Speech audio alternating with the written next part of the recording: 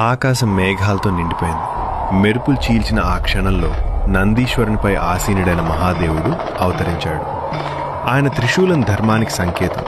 ఆయన చూపు లోకాల రక్షణకు వాగ్దానం. సృష్టి రక్షణ కోసం ఉద్భవించిన హాలాహలాన్ని ఏ సంకోచం లేకుండా శివుడు స్వీకరించాడు. విషం ఆయన కంఠంలో నిలిచింది. అందుకే ఆయన నీలకంఠుడయ్యాడు.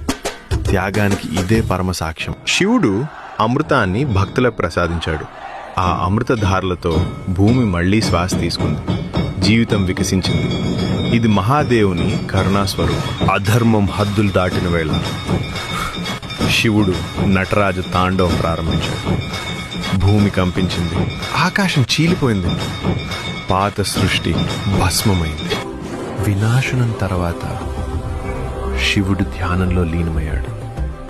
సృష్టి స్థితి లయలకు సమతుల్యతనిచ్చాడు. ఆయనే ఆది, ఆయనే అంతం.